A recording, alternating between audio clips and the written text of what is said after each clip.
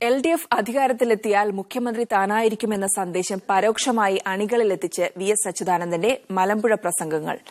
വലിയ ഭൂരിപക്ഷത്തിൽ മലമ്പുഴയിൽ നിന്നും ജയിപ്പിച്ചുവിട്ടാൽ 2006-11 കാലയളവ് ആവർത്തിക്കുമെന്ന വാചകമായിരുന്നു മലമ്പുഴയിലെ പ്രാദേശിക കൺവെൻഷനുകളിൽ VS പ്രസംഗത്തിന്റെ സവിശേഷത.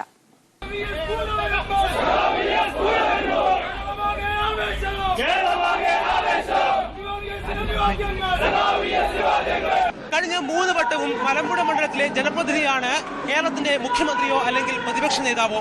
ഇത്തവണയും VS മുഖ്യമന്ത്രിയാകുമെന്ന് മലമ്പുഴയിലെ വലിയൊരു വിഭാഗം VS അണികൾ വിശ്വസിക്കുന്നു. ആ വിശ്വാസത്തിന് ഊർജം പകർന്നു കൊടുക്കുന്നതാണ് VSന്റെ പ്രസംഗങ്ങൾ.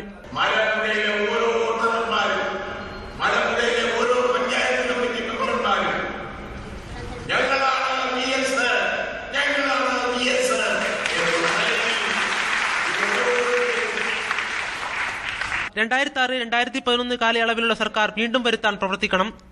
ഈ സന്ദേശം എല്ലാ വീടുകൾ തോറും പ്രവർത്തകർ പ്രചരിപ്പിക്കണമെന്നും VS.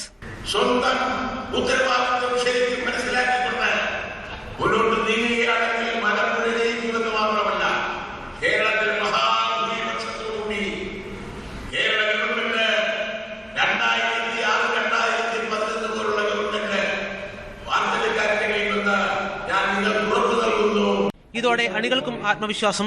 VS ജയിക്കും, ജയിപ്പിക്കണം.